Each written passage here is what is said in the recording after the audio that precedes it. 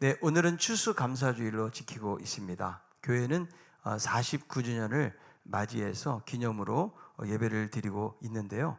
하나님께서 강야와 같은 세상 속에서 우리들을 지켜주시고 지금까지 인도해 주신 것입니다. 우리 신강교회도 여기까지 오면서 얼마나 많은 또 어려움과 위기들이 있었겠습니까? 그런데 하나님이 지켜주셔서 우리는 하나님의 도움 가운데 여기까지 오게 된 것입니다. 그래서 그 인도하심을 생각할 때에 감사하지 않을 수가 없는 거예요. 저는 늘 생각해요. 우리가 우리 힘으로 사는 것 같지만 다 주의 은혜 가운데서 인도해 오신 것이다. 그래서 저는 우리의 삶을 돌아보면서 이 찬양의 가사처럼 지나간 모든 세월들 돌아보면 그 어느 것 하나도 하나님의 손길 미치지 않은 것이 없다. 이 찬양을 할 때마다 마음속에 와닿을 때가 참 많이 있다는 거예요. 그래서 하나님 앞에 감사하게 된다는 것입니다. 원래 이 감사라는 말은 싱크, 생각이라는 말에서 왔다고 그래요. 그러니까 감사를 하기 위해서는 생각을 해봐야 된다는 거죠. 근데 생각 없이 살다 보면 감사의 제목들을 잊어버리게 된다는 거예요.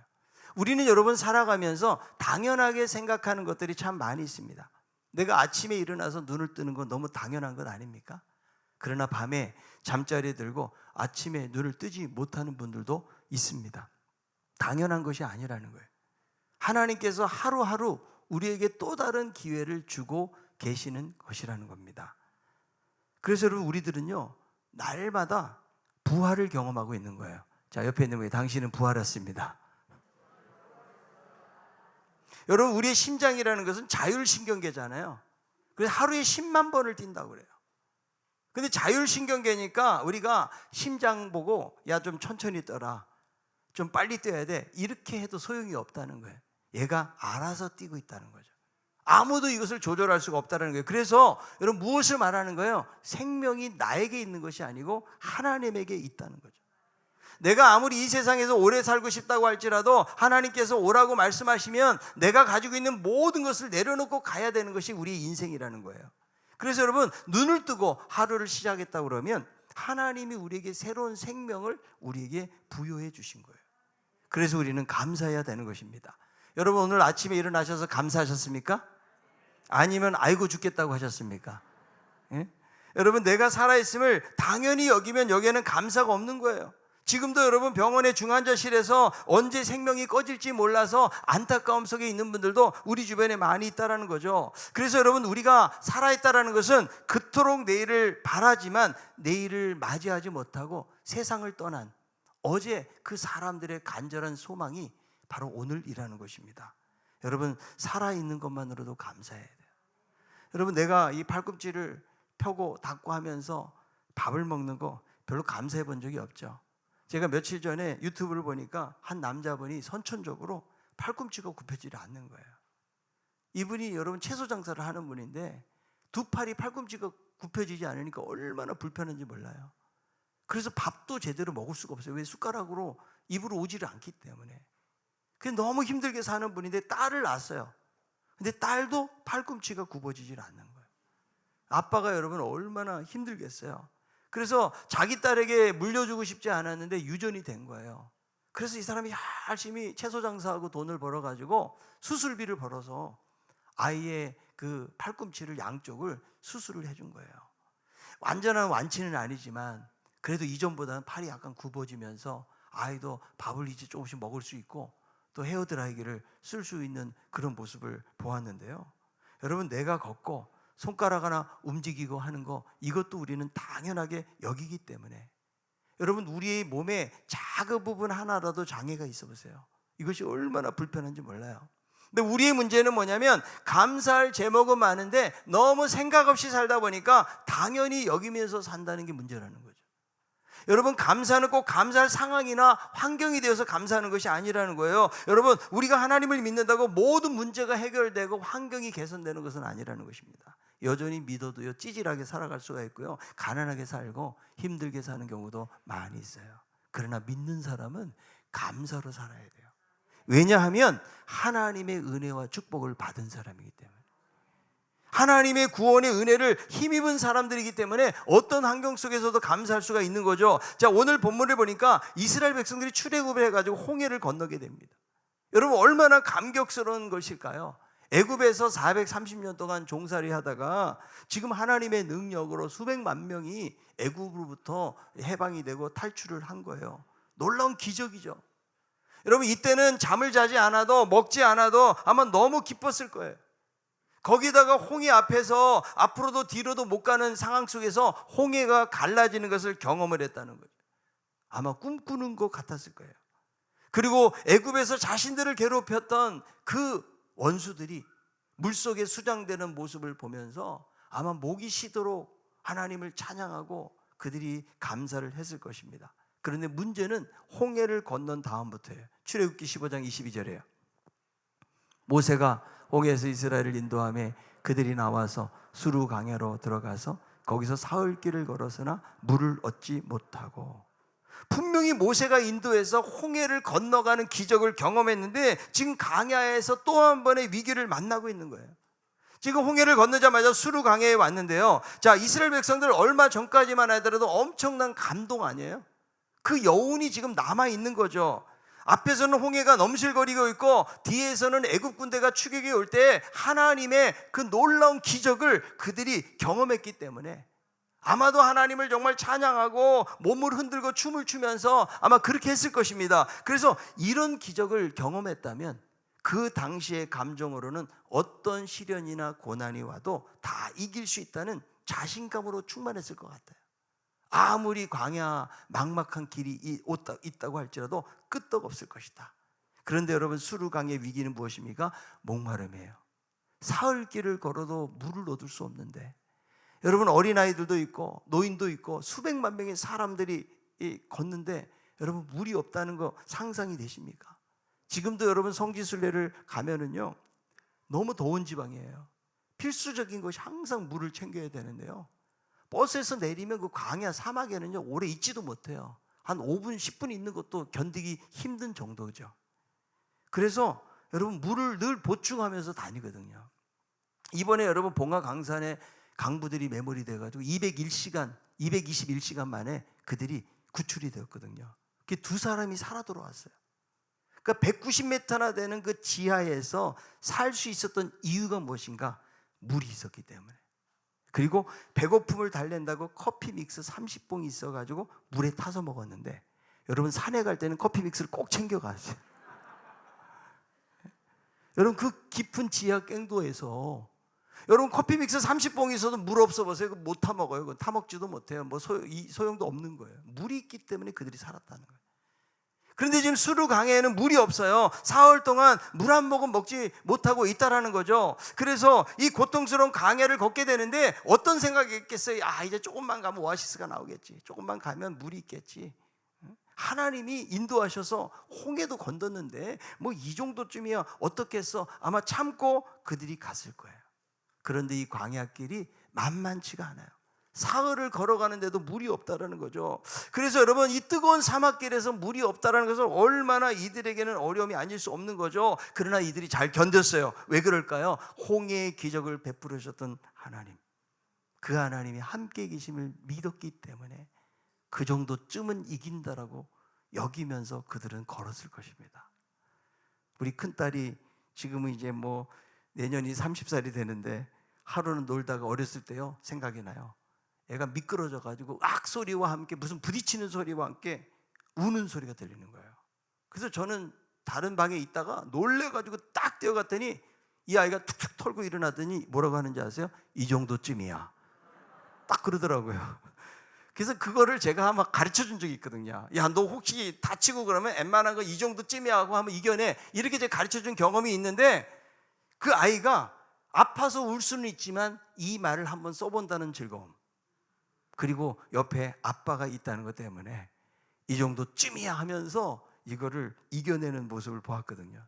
저는 이스라엘 백성들도 홍해의 감격에 젖어가지고 비록 힘이 들고 목이 마르지만 이 정도쯤이야 하나님이 함께 하시는데 환경을 이길 수가 있다는 거예요. 그런데 여러분 문제는 그 다음에 발생이 돼요. 수르 강야를 지나가지고 이스라엘 백성들이 마라에 드디어 이르게 되었는데 거기는 여러분 기다렸던 물이 있는 거죠. 야, 하나님이 정말 기적의 하나님이시구나, 하나님이 우리를 버려두지 아니하시는구나, 이런 기쁨과 감격으로 물을 마시려고 하는데 이 물이요 너무 써서 마시지 못하는 물. 그래서 그들의 인내는 한계에 다다르게 됩니다.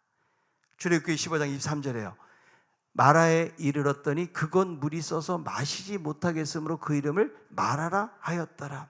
아니, 하나님이 어떻게 이럴 수가 있는가? 그렇게 참고 견뎌왔는데 이번에 쓴물이라니. 지금 하나님 우리를 약 올리는 것도 아니고. 여러분, 우리들이라면 어떻게 반응했겠습니까? 이스라엘 백성들의 반응이에요. 출애굽기 15장 24절. 백성이 모세에게 원망하여 이르되 우리가 무엇을 마실까 하매. 여러분, 모세에게 원망을 쏟아나요. 그런데 여러분, 이 원망이 처음의 원망이 아니라고요. 이미 홍해 앞에서도 이들을 원망한 적이 있거든요. 출애굽기 14장 11절이에요. 그들이 또 모세에게 이르되 애굽에 매장지가 없어서 당신이 우리를 이끌어내어 이 광야에서 죽게 하느냐? 어찌하여 당신이 우리를 애굽에서 이끌어내어 우리에게 이같이 하느냐? 여러분, 이스라엘 백성들이 이해가 되십니까? 이들은 애굽에서 10가지 재앙을 통해서 하나님의 강력한 능력을 경험했음에도 불구하고 홍해가 앞에 있으니까 이들이 원망을 했다는 거예요. 저는 이스라엘의 광야 생활을 보면서 야, 참 이스라엘 백성들 정말 믿음이 없구나. 하나님이 그렇게 홍해가 갈라지고 10가지 재앙으로 그들을 구원해 주셨는데도 불구하고 여전히 원망하고 불평하고 불신하고 있구나. 아니, 왜 그렇게밖에 못 사는 것일까? 참 답답하고 때로는 한심한 생각이 들기도 했어요. 만약에 우리가 광야의 주인공들이라면 이스라엘 백성들보다는 좀 더 잘 섬겼을 것 같지 않은가, 이런 생각도 해보게 되어져요. 하나님이 인도하심이 그들의 눈으로 보았는데 말씀에 불순종하고 사사건건 불평하고 원망하는 것이 이해가 안 되었다는 거죠.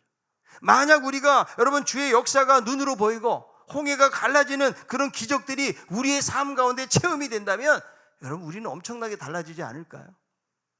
뭐 시간이 없다고요? 돈이 없다고요?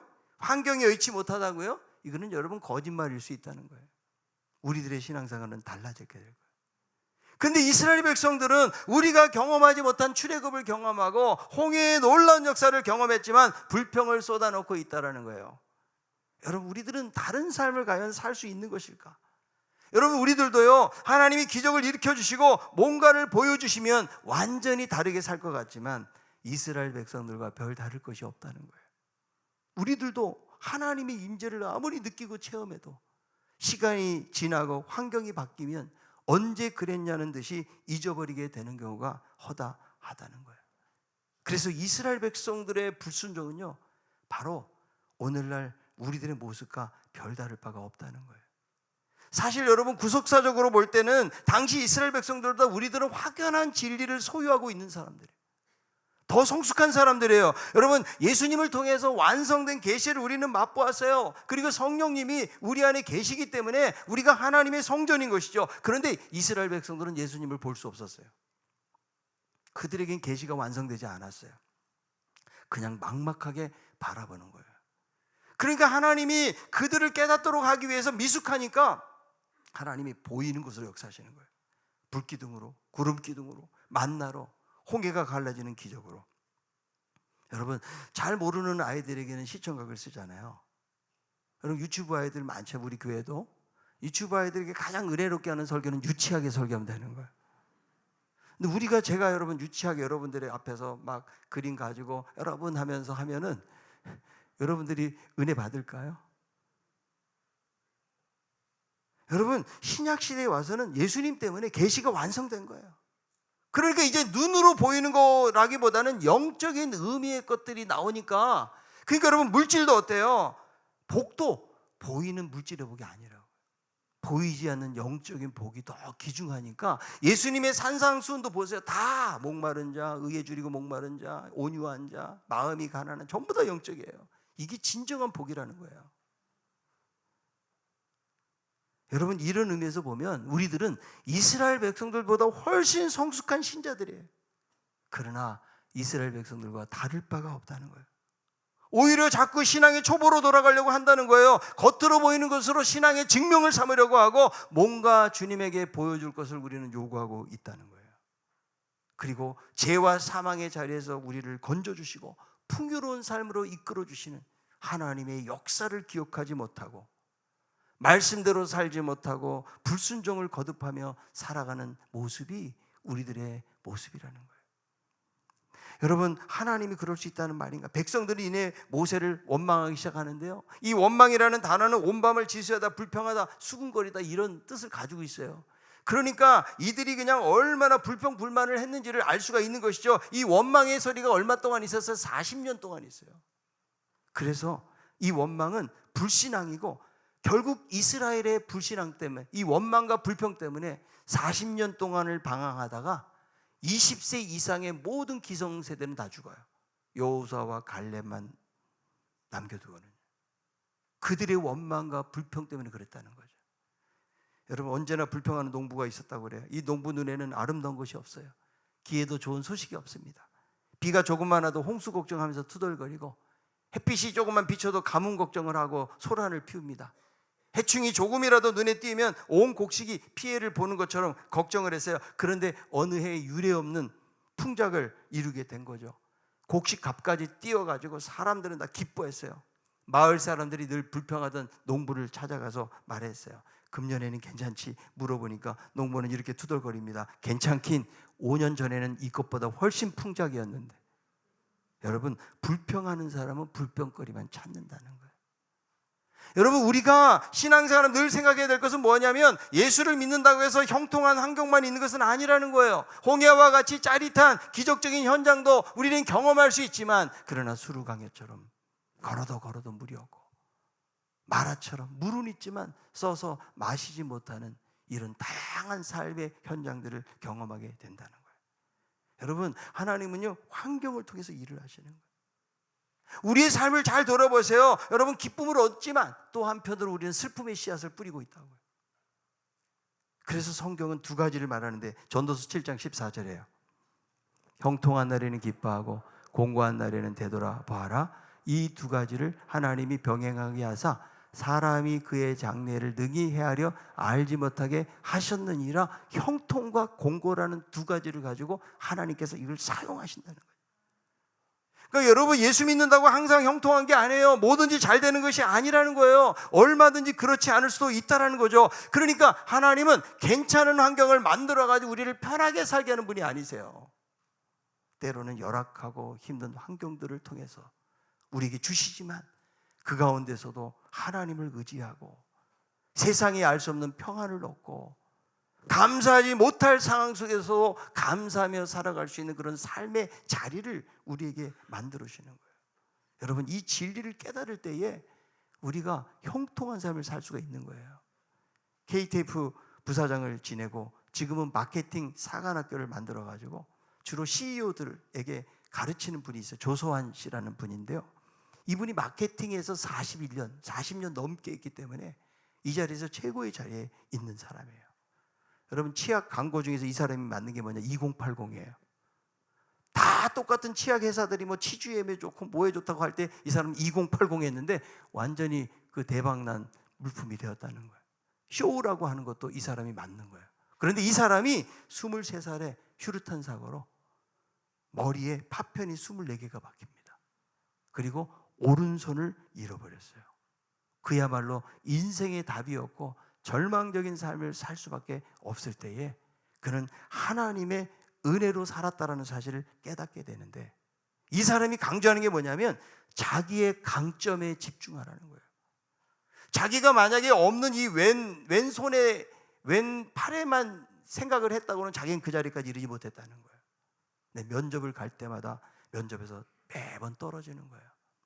그래서 한 번은 애경그룹의 면접을 보러 갔는데 우수를 하고 있잖아요.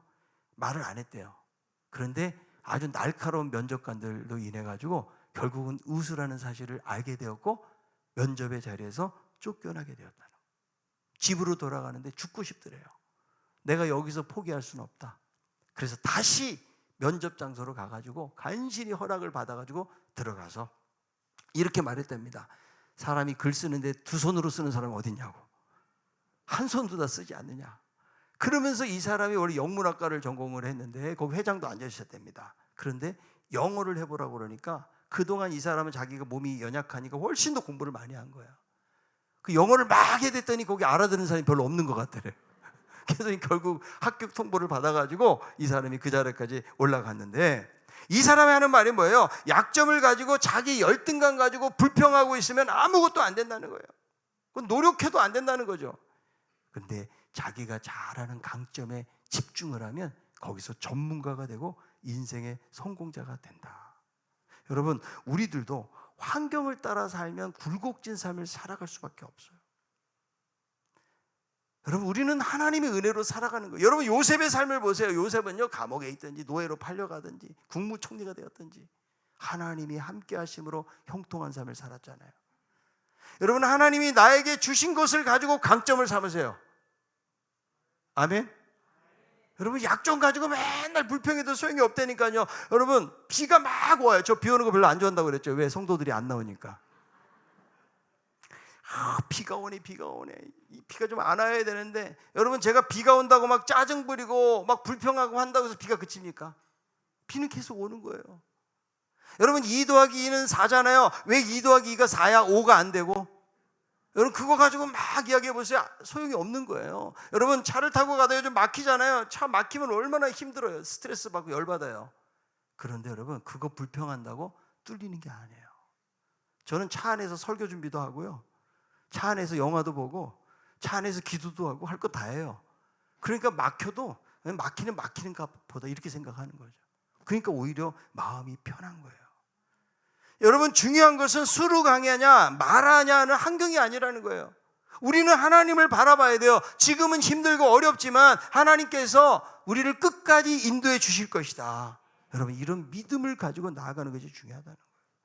여러분, 환경이 어려워도 구원해 주신 하나님 앞에 감사하는 거, 이게 진정한 신앙이고 진정한 감사예요. 여러분, 수루 강야를 걷고 있습니까? 마라의 쓴물을 만나고 계십니까? 하나님은 우리를 절대로 버리거나 포기하는 분이 아니시다. 이스라엘 백성들을 광야길에서 인도하셨던 것처럼 우리의 삶을 인도해 주실 줄로 믿습니다. 여러분이 척박한 광야의 길을 걷고 있다면 우리는 불평할 것이 아니고 오히려 감사하고, 그리고 중요한 것이 있어요. 기도하는 일이에요. 자, 출애굽기 15장 25절이에요. 모세가 여호와께 부르짖었더니 여호와께서 그에게 한 나무를 가리키시니 그가 물에 던지니 물이 달게 되었더라. 거기서 여호와께서 그들을 위하여 법도와 율례를 정하시고 그들을 시험하시세. 여기 보니까 모세가 하나님께 부르짖을 때 어떻게 됐어요? 쓴물이 변하여 단물이 되었다. 모세는 불평 안 했어요. 백성들을 설득하지도 않았어요. 말다툼도 하지 않았어요. 그저 하나님께 뭐 했다? 기도했다는 거예요. 여러분, 기도할 때 역사가 일어나는 거예요. 여러분, 불평할 때 역사는 일어나지 않아요. 기도할 때 죽은 자가 살아나고, 기도할 때 쓴물이 변하여 단물이 되고, 기도할 때 홍해가 마른 땅이 되어서 그들이 걷게 되었다는 거예요. 여러분, 우리의 삶 속에 거센 풍랑이 몰아올 때가 있어요. 가정과 직장, 우리의 자녀들의 삶 속에, 우리의 건강, 이런 삶의 전 영역에서 폭풍우가 몰아올 때 우리들은 기도해야 돼요. 인생의 주인이신 하나님께 맡기세요. 여러분, 풍랑을 잔잔케 하시는 분이 누구세요? 바로 주님이시기 때문에. 여러분, 기도가 있으면요 감사하게 돼요. 그러나 기도하지 않죠. 그 자리에 불평이 자리를 잡게 되어져요. 기도한다는 것은 감사의 삶으로 나아가는 거예요. 그러므로 좋지 못한 환경을 만났을 때에 우리가 해야 될 일은 불평하고 원망하는 것이 아니고 오히려 기도하고 감사하는 일이에요. 왜 그럴까요? 하나님이 기도하라는 것은 때로는 우리들을 테스트하는 거로 성경은 말해요. 여러분, 열악한 환경이 오고 있습니까? 하나님이 나를 지금 시험하고 계시는 거예요. 이것도 오늘 순종의 여부를 보기 위해서 하신 거라고 이야기하죠. 자, 출애굽기 15장 26절. 나 여호와의 말을 들어 순종하고 내가 보기에 의를 행하며 내 계명의 길을 기울이며 내 모든 규례를 지키면 내가 예루살렘에 내린 모든 질병 중 하나도 너에게 내리지 아니하리니 나는 치료하는 여호와임이라. 하나님은 여러 가지 환경을 통해서 앞에서 보니까 시험하실세 그랬거든요. 법도와 규례를 정해놓고 시험하시고 거기서 순종하는 자에게 뭐 하신다? 치료하신다. 여러분, 정말 힘들고 열악한 환경을 만났습니까? 하나님이 지금 테스트하는 거예요. 내가 그동안 믿어왔고 불러오고 기도했던 그 하나님, 그 하나님 아니에요? 얼마나 우리가 주님의 이름을 부릅니까? 기도한다고 새벽에도 애쓰기도 하고 그렇게 순간순간 의지하고 왔기 때문에 우리가 정말 열악한 환경을 만나죠. 이때가 바로 실전의 자리가 되는 거예요. 여러분, 아이들이 수능 시험 보잖아요. 열심히 공부했지만 수능 테스트를 본다고요. 하나님이 테스트를 통해서 우리가 순종하는지 순종하지 않는 여부를 보시고 순종하는 자에게 어떻게 하신다? 치유하시는 하나님이라고 성경은 이야기하는 거예요. 여러분, 열악한 환경을 만난다고 해서 낙심하지 마세요. 오히려 하나님 앞에 감사하는 우리 성도들이 될 수 있기를 바랍니다. 감사의 습관이 기적을 만든다는 책에 보니까요, 약 중에 최고의 약이 있대요. 치료약. 이 약을 먹으면 행복감이 증가가 되고 부정적 감정이 약화되고 긴장이 풀리고 스트레스가 해소되고 위장 기능과 혈액순환이 잘 되고 체내에 독이 줄어들고 질병에 면역이 생기고 항암이 되고 신체의 활력이 증가하는 이 놀라운 약. 미국의 심리학자 로버트 에먼스, 심장 전문의 맥크레티, 그리고 의사 존자생, 이런 분들이 이 다양한 부분에서 전문가들이 연구를 한 거예요. 이게 뭐냐? 감사예요.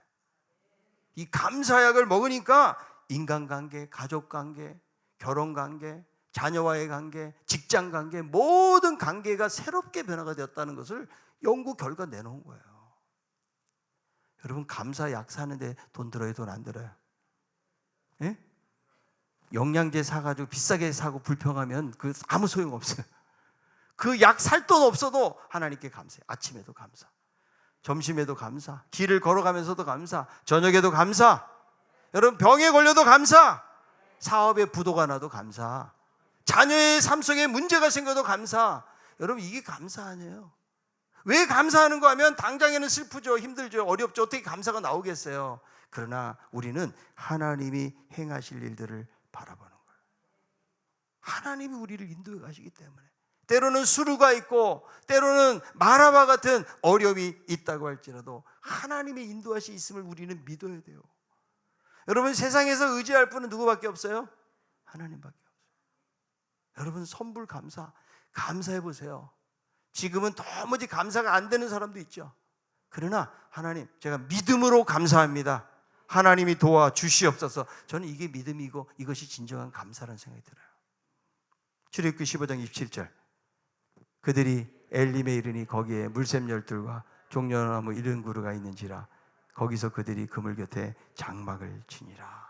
황량한 사막 가운데서 물이 있어서 마시지 못했는데 하나님께서 엘림에 이르렀더니 물샘 12, 종려나무 쉴 수 있는 70그루가 있는 오아시스로 하나님이 인도하시는데, 수루 강야 때문에 고통스러웠죠. 마라에서 물을 마시지 못했죠. 그러나 하나님이 이 모든 것을 준비하고 계시다는 거예요. 여러분, 우리의 삶 속에서도 지친 심령들을 쉴 수 있도록 하나님이 엘림을 준비해 주시는 거예요.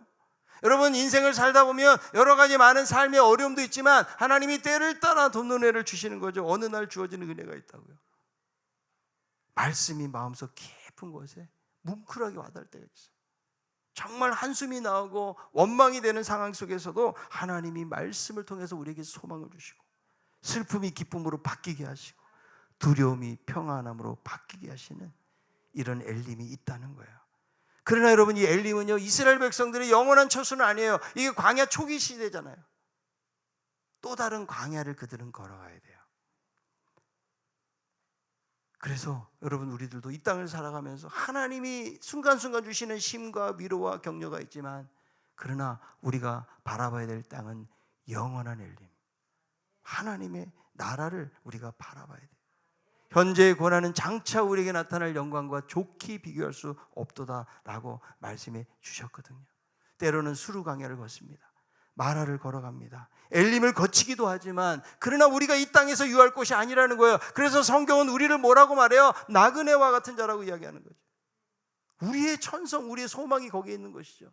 우리가 예수 믿어가지고 여기서 다 해결받고 형통한 삶을 살고 부자 되고 잘 되고, 여러분, 이것이 여러분 기독교의 본질이 아니에요. 여러분, 이 땅을 살아가면서는 가난하게 살고 병들 수도 있고 여러 가지 고난 가운데 있지만, 그러나 영원한 하나님 나라 바라보는 거예요. 그리고 우리에게 영원한 엘림으로 인도하실 하나님을 의지하면서 믿음으로 나아가는 거, 이게 신앙생활이에요. 여러분, 힘들고 어려워도 그 나라를 바라보세요. 우리에게 이런 소망이 없다면 얼마나 허무해요. 날마다 그냥 다람쥐 채바퀴 돌듯이 하는 거예요. 너무 우리 삶이 돈 버느라고 고되고 자식들 키우느라고 힘들고 이런 삶을 살아가잖아요. 그래서 순간순간 하나님을 의지하면서 하나님실 엘림을 바라보면서 우리가 날마다 이 광야길을 걸어가야 되는 것입니다.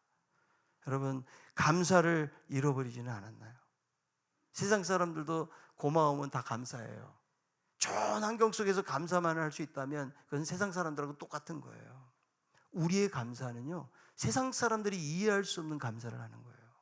왜? 하나님이 행하실 것을 바라보기 때문에. 고난이 있어도 이 고난 곧 지나가리라. 하나님이 우리의 삶을 인도하시리라. 당장에는 몸이 힘들고 불편하고 어려움이 있고 많은 삶의 부담감이 있어도 그러나 하나님이 영원한 하나님의 자녀로 우리를 인도해 가실 것이라는 그런 믿음을 붙잡지 않으면 우리는 조금 걷다가 낙심하고 넘어지고 온전한 신앙의 모습으로 서 있지 못하게 되는 거예요. 여러분, 다시 한번 주님을 바라보세요. 아무리 먹구름이 끼어 있어도 그 뒤에는 밝은 태양이 있어요.